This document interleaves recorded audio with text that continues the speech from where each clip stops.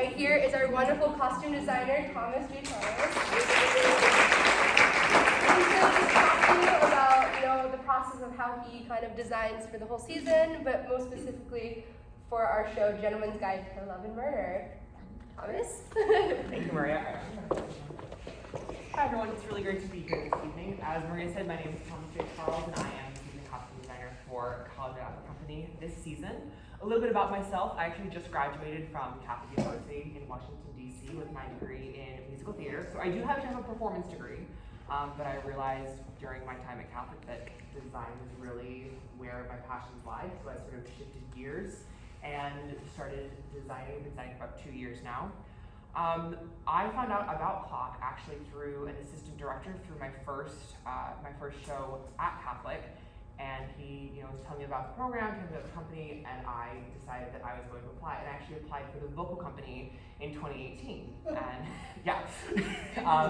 didn't get in. That's okay. Took 2019 off, and then I applied again for 2020 to work in the costume shop, and I was all ready to come to the Cape. And then COVID happened. So I stayed on for digital and had a great time getting to create a bunch of really awesome work. Hi there. Really great work from the comfort of my own bedroom. And then when we all had the opportunity to come back again in person for the 2021 season, I decided I was going to come back. And I applied to be the costume designer, and the rest is history. Here we are. Welcome to Cape Cod. Thank you. I haven't been. The last time that I was on Cape Cod, I think it was when I was in 6th grade. That was a good 10 years ago. So it's really nice to be back. Different part of the Cape, so it's been really, really great getting to sort of explore with the little bit of time that I have. Falmouth is gorgeous. Like being this close to the ocean is an absolute dream for me. So it's been really, really great to be here. So, Gentleman's Guide. Has anybody actually seen the show yet, or is everybody seeing it tonight? Fantastic. Well, it's a great show. You're gonna love it. So the show itself is actually based off of a 1907 novel called Israel Rank, The Autobiography of a Criminal by Ray Horniman. And I apologize that I'm reading off of my phone. I wrote everything down in my lovely notebook where I keep all of my director's notes, and then I left it on the cutting table in the costume shop. So, I do have all my notes, they're just electronic. Gentleman's Guide premiered on Broadway in November of 2013 after regional tryouts in Hartford, joint production in Hartford and also the Old Globe in San Francisco. And in the 2014 Tony Awards, it won 4 Tonys, including 1 for Best Musical. So it's a good show. And then it did close in 2016. So a little bit more specifically about our production and our costumes in particular. We decided that we were going to set our production in 1909, and that puts us right towards the end of the Edwardian era. So just like the Victorian, but one royal monarch later. So that period runs 1901 to 1909, and that's where you start to see a lot of, by the end of this period, a lot of what we know as Victorian fashion, so that hourglass corset shape, the really wide skirts, they're starting to go away in favor for a sleeker, more modernized silhouette. We're also right in the middle of what's called the Belle Epoque, which is French for the beautiful era. That runs mid-1870s up until the start of World War I in 1914. And this is hallmarked by the presence of the Third French Republic. And it's characterized by optimism, regional peace in France, and the cultural importance of the arts and the sciences in both France and in England. So basically everything is becoming a lot more luxurious, a lot more effervescent, and you can really see the decadence in the clothing. And getting into some more specifics of 1909 fashion, because of course every year has its own particular styling traits within a larger decade. 1909 is when we're going to start to see the popularity of the S-line corset really peak. So instead of that traditional hourglass shape that you think of when a person puts on a corset, the S-line corsets had a flat front and put an emphasis on the rear end, creating that that Gibson girl silhouette. So that's really what hallmarks the early 1900s going into the early 19-teens up until World War I. You're also starting to see a narrower waistline that sort of hugs the hips a little bit more, as opposed to those traditional period undergarments that just sort of push everything out. If you saw our production of Pirates of Penzance, we had a lot of petticoats underneath of those skirts. They were really creating that sort of bell shape. Now you're starting to see things hug the body a little bit more. You're also starting to see the Empire waistline, so rather than the waist hitting here, it's hitting just below the bust on the under bust line, and everything is flowing out from there. You're also starting to see princess seams, which are the seams as opposed to a dart, which starts right on the bust and runs down. Princess seams are going to run all the way from the shoulder down the body to the waistline. It just creates a longer line of the body, and that's really what we're starting to see in this era. We're starting to see the silhouette of the woman's body become more and more important in design. You're also starting to see 1909 is really big for long sleeves. Early 1900s, you actually go through a lot of different sleeve lengths, regardless of seasons. There were years where long sleeves were all the rage, and there were seasons where short sleeves were all the rage, regardless of whether it was summer, winter, spring. Across the board, 1909, you're going to see long sleeves. Things are going to start to get narrower in the sleeve, but you're still going to see those big Lego mutton sleeves. Those are the ones that have like the big puff at the shoulder and then taper down to what we think a sleeve looks like today. So now, our production. Because here at CLOC we do a show in a week, we would love to build a full ensemble of Edwardian costumes, but unfortunately we just don't have the time. So we started to figure out, all right, how can we make this production our own? How can we make it stand out? And if anyone saw Very Good Eddie, and for those of you that are already seeing Gentleman's Guide, like I said, Gentleman's Guide is set in 1909. Our Very Good Eddie was actually set in 1918. So they look very, very different, but they're only 10 years apart in setting, and that's because with sort of the constraints that we had and what we were working with, we decided that we were going to push Eddie a little bit more into the 20s, so that's where we started to see a little bit more of a drop waist, almost a flapper-like silhouette, and we've pulled Gentleman's Guide just a little bit further back. It's sort of hallmarking to a more Victorian silhouette, so not Flight Pirates, but it's not the true 1909. So, we did still use the styling and the construction of 1909 garments to influence our costumes. A lot of the things that we did build as traditionally to a 1909 silhouette as possible. For example, Phoebe's top in, I think it's Act 1, or what was Act 1, that was a custom build for her, and we did create a puff sleeve going into a more narrow wrist to sort of hallmark and sort of call back to what would have been period for 1909. As well as the way we styled with jewelry, we used a lot more delicate jewelry, which is a hallmark of the Edwardian period, as opposed to the Victorian era, which has a lot heavier, thicker jewelry. Edwardian jewelry it's delicate, it's inspired by nature, and it's got one of the most typical pieces with what they call diamond lace. So that's really, really thin sheets of diamond, really, really delicate, intricate jewelry. So we looked for that when we were choosing how we were going to accessorize the costumes. And speaking of, this show is a bear when it comes to costumes. This is one of the shows, where costumes really do play a major role in driving the plot forward. Jeffrey Lauren plays the Dice With family. So he is actually playing 9 different characters through the course of the show, and this show runs just under 2 hours. So he is playing 9 characters, and he changes 12 times through the course of the show every night. So do the math, that's 12 times, I think that's 7 shows we expect, over 84 changes a week. And that's after his top of show looks. That doesn't count him getting in a costume for the first time. If you widen that out to the entire ensemble, there are 64 different characters in this show between the principals and the ensemble characters, and that means there are over 70 changes. So this is a little bit of a logistical nightmare to try to figure out how we're going to create, how we're going to create 70 individual looks. How do you do that when a lot of these people, they walk off stage, have about 15 seconds to change their costume, grab a drink of water, and grab the set piece they're bringing back on, and then make it off for their next entrance. So we don't have a lot of time. We can't do the typical, you change your suit and put on a new one and you're a new person. So we got to get really creative. With our ensemble, what we decided to do for our 3 gentlemen and our 3 ladies, we gave them a really strong base look. So you'll notice, or if you've already seen the show, you've seen that no one really changes their full costume very often. And we decided that on top of these suits or on top of these dresses, we were going to choose accessories or different jackets or different ties or different hats that would call out and create these different characters, as well as relying on the actor's ability to create different people throughout the story.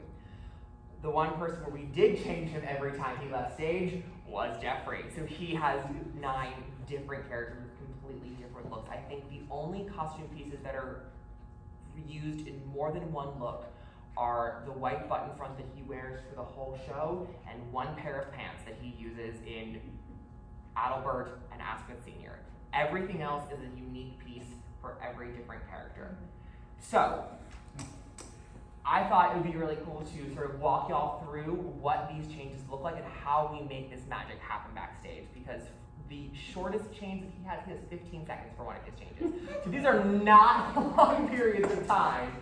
So there's a lot of trickery and a lot of things that we have to do before we can get on stage and get these pieces working in context to get them to the point where we can change him in less than 30 seconds from one look to another look. So, at the very beginning of the show, he starts as Lord Asquith Jr. and he is wearing these amazing purple pants. They're my favorite piece that we put in a show yet. They're fantastic.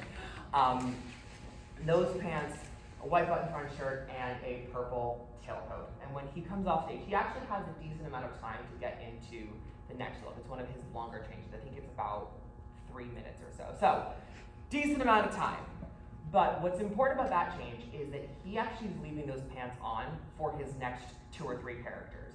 We call that underdressing. And if he didn't underdress the pants that he was wearing, he is never going to make one of those changes. Because when the changes he has to get back into that character, I think is only about 27 seconds.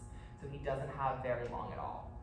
So he goes on stage, he sings, he does his little lines, he comes off, and then he changes into his next character, Lord Adalbert. And he puts on another pair of pants over his pants, and he takes off his tie and puts on a different jacket. Again, goes on stage, sings his number, and then when he comes out of that character, he has 23 seconds to change into his next character. Now, what does 23 seconds actually mean? 23 seconds is not just his time to change. 23 seconds is the time that he has from when his foot crosses into the wing to when he has to be back on stage for his next line. So that 23 seconds involves getting off stage, getting changed, getting props, getting a drink of water, and getting his butt back on stage in time to say the next line. So, for his third character, which is the Reverend Lord Ezekiel, he leaves on everything that he's wearing and steps into the preacher's robe and pulls it up. That's it. And the preacher's stole is actually sewn onto the back of the robe so that he doesn't have to worry about, we don't have to worry about messing with it, we don't have to worry about finding it, putting it on. It's always there, always on. And then the hat goes on his head. And then he goes right back on stage and complete changing character.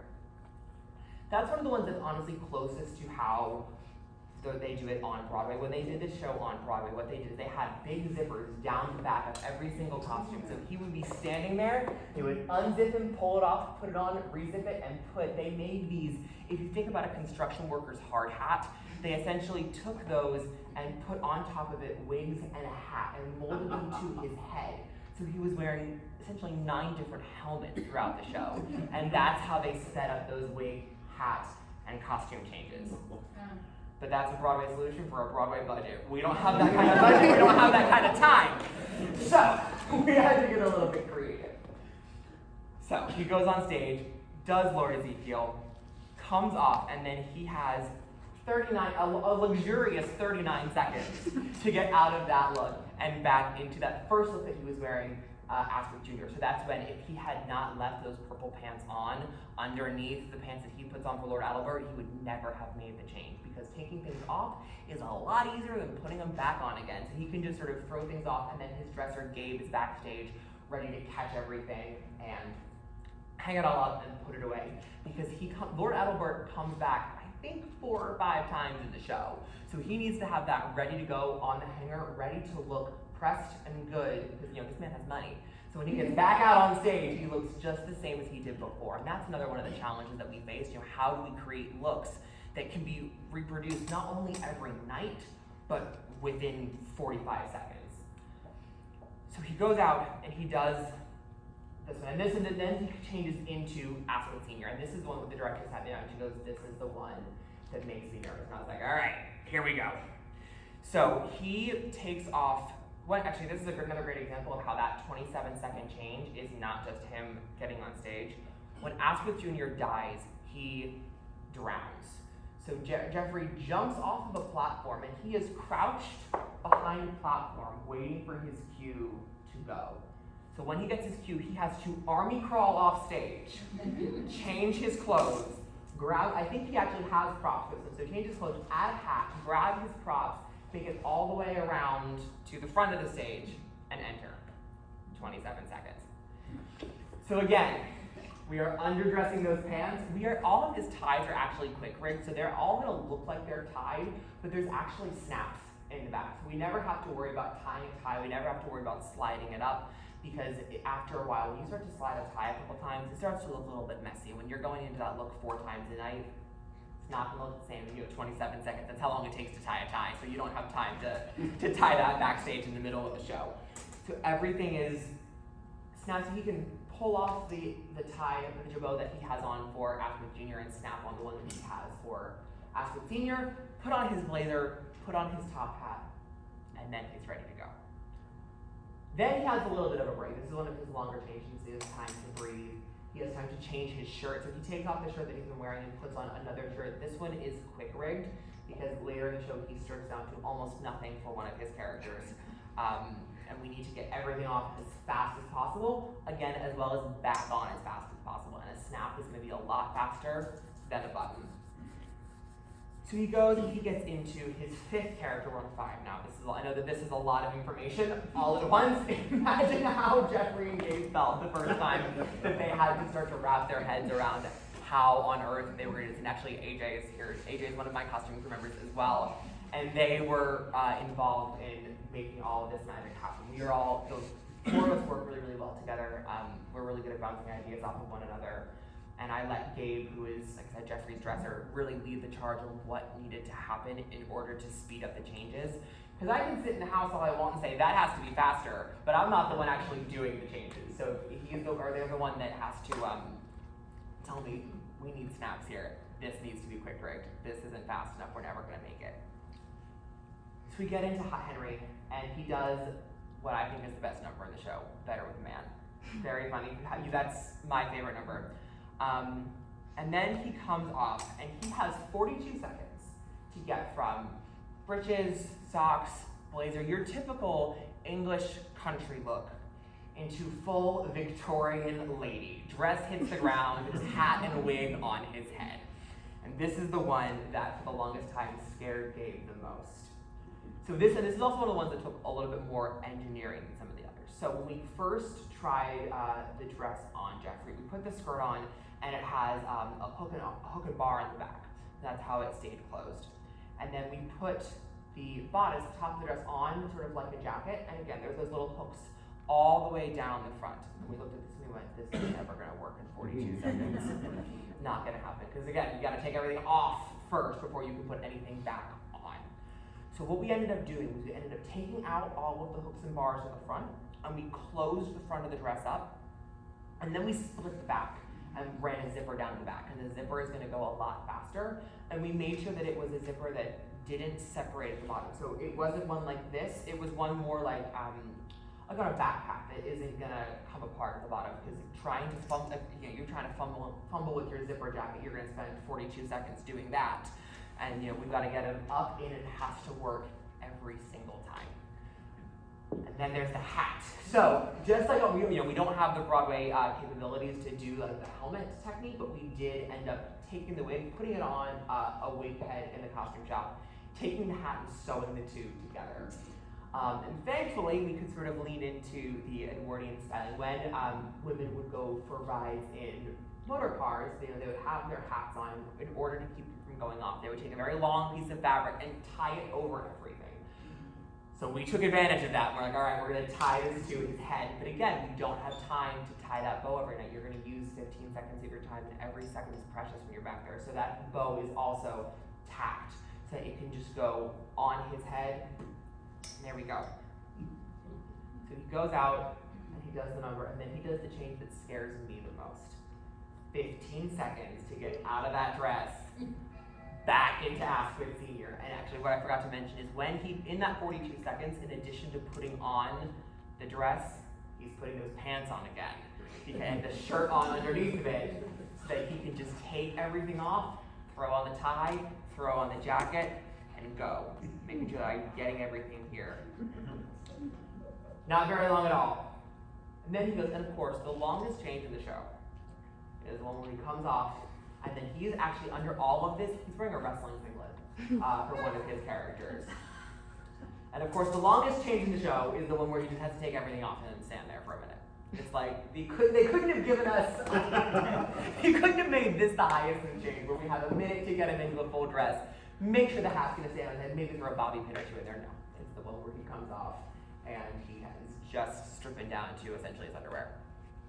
Great.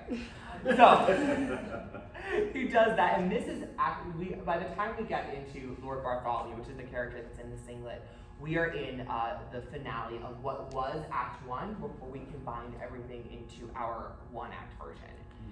I think there are there are 4 different family members that come up in the finale. So these are happening right after another. So he gets on stage, is maybe on stage for as long as he has to change. So they're pretty rapid fire. So he comes off from being Lord Bartholomew, and again, we're putting the pants back on, putting the shirt back on so he can get ready for characters 2 down the line. And then we put a dress on him for Lady Salome, who is the actress of the family. And he gets a turban with big pink peacock feather, ostrich feathers, and everything. And in talking with our head of wardrobe, we decided that we were not going to sew the feather boa onto the dress in the same way that we sewed the preacher's stole onto the robe at the very beginning, because we didn't want the feathers to get trapped in the zipper. These boas molt like crazy. We use them, they're the same boas that we used in Very Good Eddie from Madame Tropo, and we more or less got under control by the time we opened the show. But Sunday night during tech, she took the boa out of the moon. Oh my God, it looked like somebody had plucked a chicken on stage. There were feathers, it was literally white all over the floor. So we were like, all right, we don't want to molt, we don't want to get stuck in the zipper. So we're not gonna sew it. It's simple enough to just throw the boa on, because with the stole, there's a right side, there's a wrong side, there's backwards, there's upside down. A boa's a boa. It goes on, and you're good. And then he grabs his prop gun and runs out on stage. After that, comes off, and again, dress comes off, turban comes off, boa comes off, back into Asquith Senior. You're gonna notice that these same 2 guys keep coming back again and again and again. Goes on stage, does his bit, and then this is the one that we were like, is this gonna work? Because all of these other ones we practiced in the rehearsal room before we got into the theater on Sunday night for our tech rehearsal. But the one we couldn't practice was the one that involves the trap door. So we're all sitting there biting our nails, being like, is he gonna make the trap? So he comes off stage as Asquith Senior and has 45 seconds to change, which is a decently long time. So he's changing his jacket, changing his ties. And while he's doing that, he is running safely, but moving very quickly, down to the scene shop that's located underneath the high field so that he can come up through the trapdoor in time for his entrance. And knock on wood, he has made it every time. Hopefully I didn't just jinx it. We've been rehearsing for a while now. We've done what, 4 shows? Today's Friday, right? We've done 4 shows now, so we've got this pretty down pat here. And then he does most of what was Act 2 as Lord Adelbert, so he doesn't have to worry about changing for a while. And then he comes on as the 9th and final character of Chauncey Dysworth, and he has a long time to change for that one. But that's the track, and it's a lot. And I actually, although I forgot my notebook, I did actually manage to grab, feel free to pass this around. This is our costume tracking sheet for Jeffrey, so it's 3 pages long. And it goes through every single costume piece that he has to wear for each character. And this is what was used by our head of wardrobe and his dresser backstage, so that we knew exactly what had to come off, what had to go on, but honestly, most importantly, what had to stay on as we were going through these changes. Because like I said, if we took too many things off, he was never going to get back into the look. But a lot of these, if we left too much on, it was going to be too bulky. I mean, you try and, like, if you're wearing like a blazer down there, or like even a suit jacket, if you try and like put your arms up to put on something over your head, your range of motion is pretty limited. So it was a really fine line of trying to figure out what can we leave on so we can, you know, speed up those 20-second changes, and what do we have to take off through that. So this afternoon I also had the opportunity to talk to Gabe, like I said, Jeffrey's dresser, about what they do in order to prep for a change. And they were telling me that the first thing that they get ready as soon as they can. So they send Jeffrey off, and Jeffrey's on stage doing his thing, and they are gonna immediately get ready as soon as they can for the next change. Some of them, like for Reverend Lord Ezekiel, there are moving platforms on stage. The platforms have to come off first in order for Gabe to set up. Because honestly, our wing space back on stage left, which is the larger side, is probably, from me to this end of the room. So imagine shoving all of the actors, all of the set pieces that come off stage, including a full dining table, plus Jeffrey, Gabe, and their changing area, a changing rack for the rest of the ensemble, because all the ensemble presets costume stage left as well as prop tape, every single prop that's in the show. There's a lot going on in just this half of the room. So there's not a lot of space. So as soon as all of the moving platforms get off the stage, Gabe is getting ready as fast as they can to get ready for Jeffrey. What they do is they told me that they lay everything out in piles. So for those characters where there's a lot of layers, they layer the thing that has to go on last on the bottom of the pile, and they stack everything up. So essentially from the outside in. The most important thing is really getting everything off of the hanger. That's one of the things that we can do as costume crew beforehand. We don't need the actors to do that, because time that you use getting things off of a hanger, you know, a button could get stuck. You could, you know, if you're rushing, you might catch the hook of the hanger on a sleeve or on an arm's eye hold, you know, so you really want to eliminate as much possibility for error as you can. So they're getting everything ready, and then they're also checking the tracking sheet. So we've got it to the point now, like I said, we've done 2 dress rehearsals in the space. We rehearsed, I think, with them 2 or 3 times before we got here, and now we've done 4 shows. They have a pretty good idea of what goes into every change, but you know, at the very beginning, they were checking to make sure that they had everything that they didn't have. They weren't missing a piece, they weren't confusing, because also these names sound the same. You've got Asquith Jr., you've got Adelbert, and you've got Asquith Sr. I mean, it took me 2 weeks to get them straight myself, and I'm not the one that's, you know, I'm not the one that has to worry about changing everything. So it really took a lot of rehearsal on their part. The other thing that we typically do when we're getting ready for a quick change, we will hold that first jacket in our hands so that the actor can run off, essentially put their hands in, and we can zip them up and go. We can't do that because most of these changes, at least something has to come off. So Gabe needs to be ready to catch whatever jacket or shirt or hat Jeffrey's getting ready to throw at them in order to start putting on the next thing. So we can't even have that prepped and ready to go. So I asked them, all right, what is the most stressful change for you? Because you're the one that's doing it. Like, what is the one that stresses you out the most? And they told me it was getting into hyacinth. Because again, I was worried about getting out of it, but things are easier to take off than they are to put on. We actually found that the issue with the hyacinth change was the closure on the back of the skirt. We realized it wasn't holding, it wasn't closing in the way we wanted to, and they actually just told me this today, that apparently at the Wednesday matinee, the skirt fell down on stage. And thankfully they managed to catch the skirt, but the way, the physicality that Jeffrey has employed for Hyacinth, the hat fell off, and so her hat and her wig were hanging around her neck by the ribbon. He was holding the skirt up with one hand. Thank God I wasn't there. I would have had a conniption watching that. So I was like, all right, do what you need to do. So they fixed the hook and eyes, and for the Wednesday evening performance, they said that was the best Hyacinth change they had ever done. So I was like, good, we got it. There's also Asquith Jr. He has on Jebo, which is like it's typically an early 19th century, very lacy piece of neckwear, and that the snaps on that were not doing what they needed to do. So we're constantly, you know, even though we're 4 shows in, we are still making changes because, you know, you're ripping snaps, you're, you know, ripping things open. You know, they're only sewn on by a few threads, so it's like, you know, things go through where it's just like a button. on a shirt that you wear on your normal day.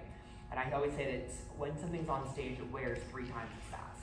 So if something's gonna fall off in 3 months off of a shirt that you're just wearing that you wear every day, shoes are a great example. If you wear shoes every day, you wear them for a year normally, they're gonna last 4 months tops when you're on stage.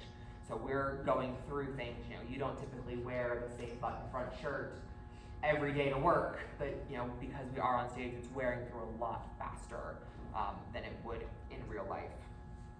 And the other change that they told me stresses them out is going through that trap door, because it's one thing when we have full control over what's happening with the change, but if someone's in the wrong place at the wrong time and in the way, I think I timed it, and it's about just getting from stage to the trap door, moving at a pace that is quick but not unsafe, is about 30 seconds.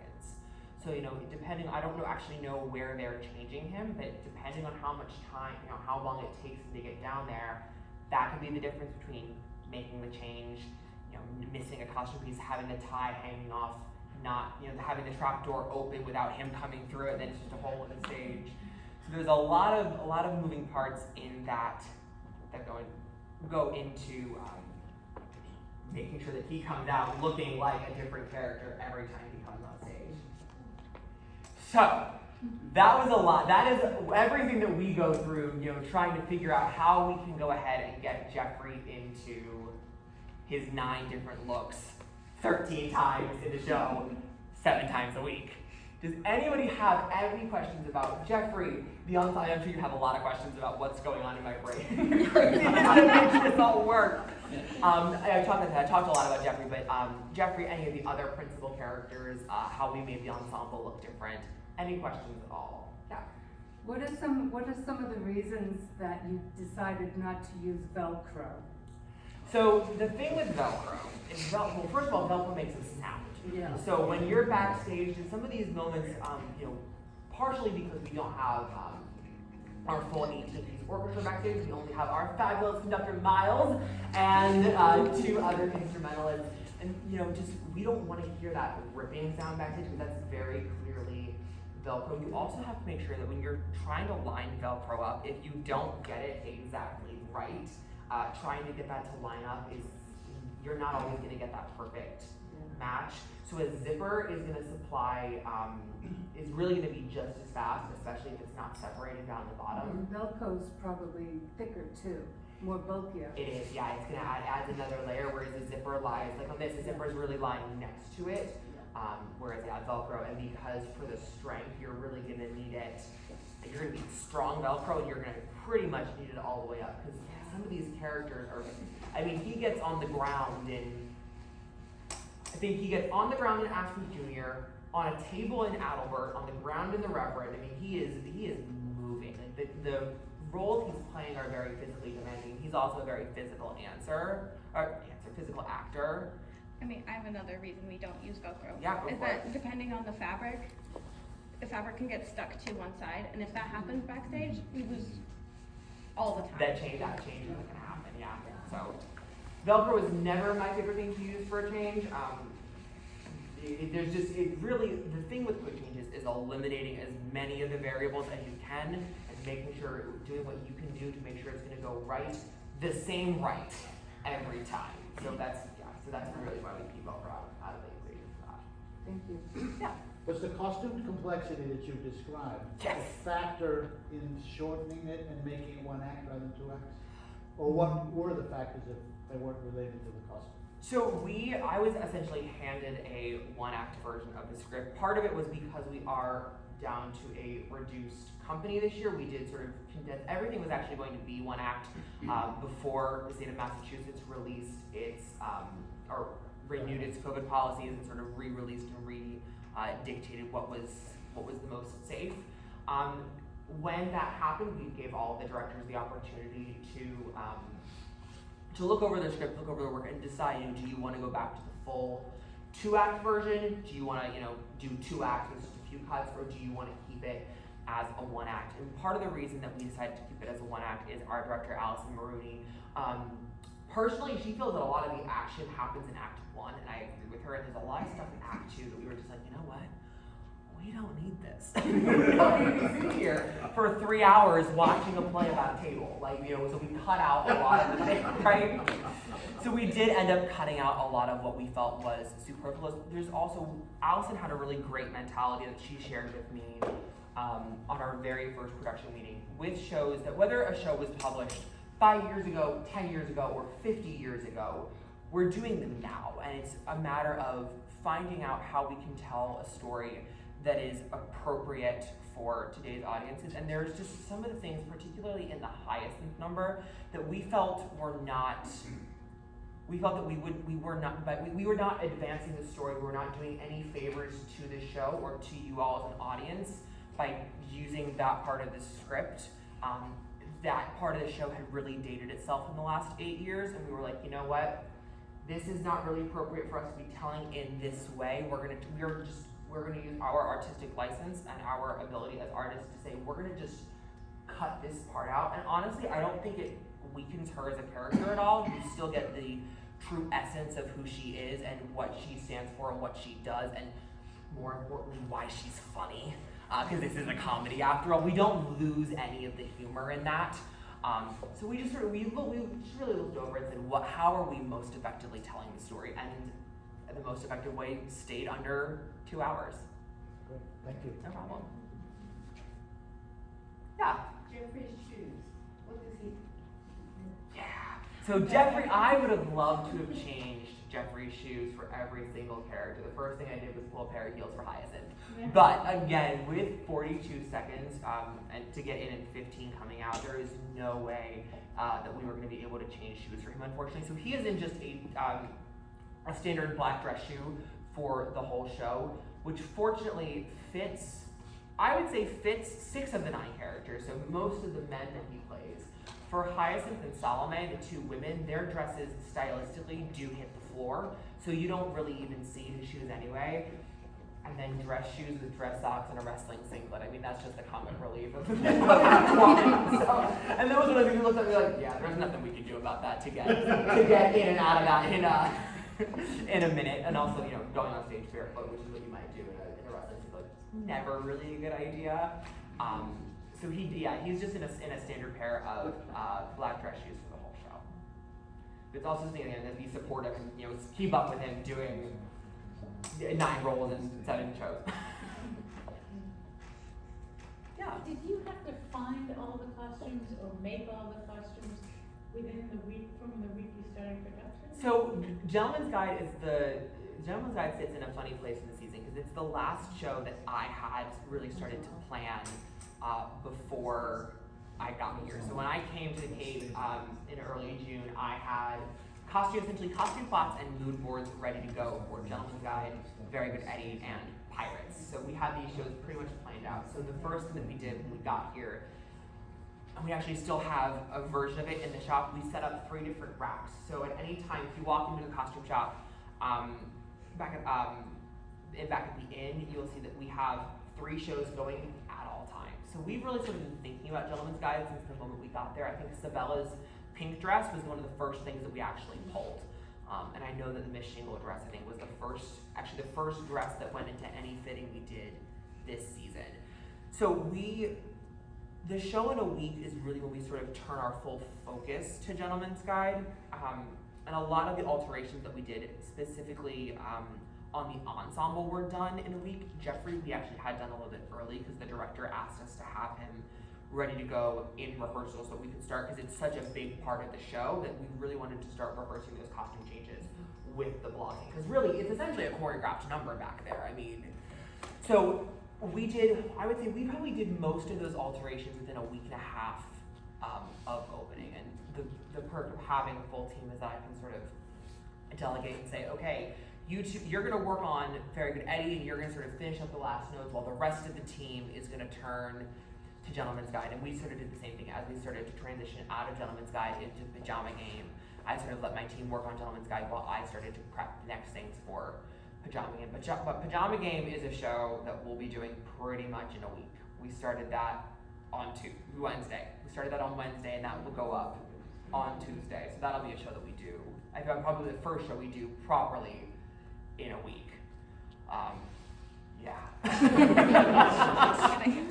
somewhat related question, so the costumes, do you have costumes in a collection from other shows down here, or do you start from scratch with every costume? It's a little bit, I apologize I didn't answer that part of your question. It's a little bit of both. So we have a very large costume stock in our attic, and that's actually what the attic is. It's full of costumes, and it's full of props from past shows. So it's a combination, for Gentleman's Guide, it was a combination of building a few pieces here and there that we didn't have, we couldn't find, or it's kind of hard to purchase 1909 specific clothing from Walmart. They don't. Their section over here has really dwindled down to that. So it was a lot of pulls from the attic, and saying, okay, what could work? What could we, what can we take trim off of, add trim onto, alter a little bit, take out of the seams. A lot of what we did for Pirates, where we sort of took dresses. There was one dress I remember in particular. It was this blue and white striped, or blue and yellow striped bodice on a pink skirt. We went, who put this together?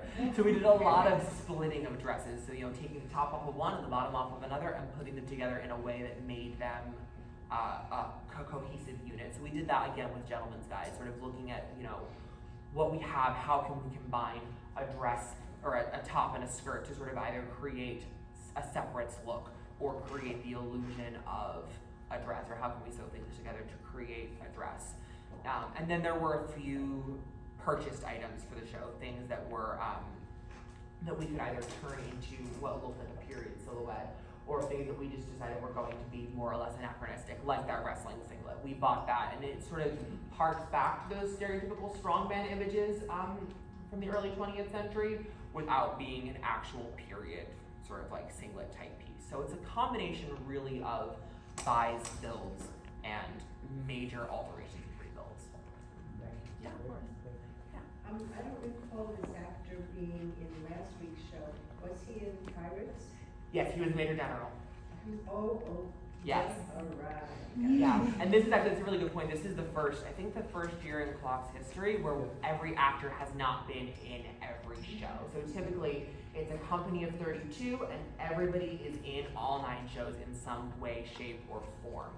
We also typically audition the actors as they go along. So I think we audition shows 1, 2, 3 in one, then 4, 5, 6, or is it 4, 5? 4, 5, 6, 7, 8, 9.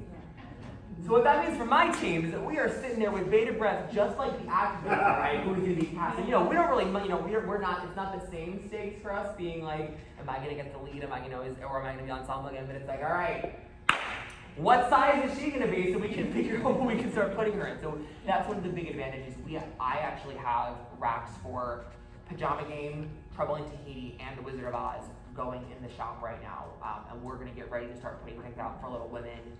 Next week we load Pajama Game in, which is not a luxury that we've had in the past. So because of this, we've changed it a little bit. Did see one before I did see a question in the back. Well, the pace certainly is frantic, and I know we all appreciate all you're doing to keep your team sane throughout. I had just read a biography of Edith Head, just so happens, who was absolutely marvelous. And she said one of the reasons for her success was listening to the actors explain to her how they felt in different costumes. I know you don't have the luxury of the, of the time to get too much feedback, but do you get any feedback from them? Do you get ideas from the cast themselves, or is it all from your creators? Pretty much every fitting we're in, the question, how do you feel in this? Or how does that feel to you, comes up. It is, in my opinion, it's my job to make them feel as good as they can, because if they're on stage and they don't feel confident, or they're worried about, does this thing, it's pulling on me, I feel fat in this, or it doesn't really fit me right, then they're going to be focused on what they're wearing or how the costume fits them, and not, their job is to perform and to live as a character and to act that character as if they were a real person. And as people, we choose clothing that we feel confident in, that is flattering to our bodies. My job is really just to fill the character's closet, if you think about it. So it's like making sure that they feel comfortable and they feel confident is really, really important to me. So I mean, and AJ can tell you every fitting we do, it's and I can tell. I can look at someone's face and go, this isn't working, is it? And usually it's gotten to the point where they'll make a face or they'll start to put a button on it and they can do one and I'll just go, nope, take it off. So I can tell, that is not going to fit you the way that you and I both want it to. The one that I really try and focus on is when things are too big, especially on a larger actor. I never want to feel like I'm drowning my larger actors in clothing. Just because they're larger doesn't mean I have to go for the biggest size I can find. When we get something else, if it's huge, I'm like, nope, take it off. If it's slightly too big, we'll go, I like the color, this works kind of, we can do better. And we'll keep working to figure out, what they need. And then working with, like you said, the actors and the choreographer as well is one of my biggest allies, sort of figuring out, all right, what do you need to do? Does this feel like your character? Do you need to be able to kick your face? Because if you're wearing a tight skirt, you're not going to be able to do that. So it's like, what do you need to be able to do, and how does your character need to feel in this moment that I'm dressing them for? And that all sort of wraps into what goes into what ends up on stage at the end of the day. Of course. So you're delightful, Thank you. right? And the play is comedy, right? Yes. But it's about murder. Yes. So I just wonder what's sinister in this for you? Sinister for me, other than the fact that we put 64 looks on stage in less than a week. For me, it's, what's funny is the murder almost hides itself in this satire, but I think where that really played a role for us is you're looking at these different people that are dying, and there's a number that is what originally started Act 2, why are all the dice ones dying? And there are a couple lines in there like, I couldn't imagine missing someone less. And it's like, these are not likable people. You are not sitting on, oh, I liked him, why did he have, no, you were laughing every time. And they die in the most ridiculous ways. So really, for us, it was all about sort of playing up the pomp and circumstance. Be like, all right, how can we make this person so ridiculous and lean so much into that sort of rich aristocratic stereotype that when they die, you're just laughing at it. And I think the flip side to that was when we created the character for Monty and created what he was wearing, who ironically is the lead actor of the show. We have not talked about him once. His costumes really are super unassuming, because again, that's another moment in the show where they're like, we don't really know who you are, but all of a sudden you're like next in line to be Earl. So I think that's sort of how we sort of toe the line, is creating the pomp and circumstance of the dice wits, but creating this sort of unassuming, almost boy next door that overnight goes from gray pants and waistcoat into this luxurious red suit into becoming Earl, and sort of watching him transform. Before you know it, he's decked out in all the goods. Thank you so much, Thomas. Thank you.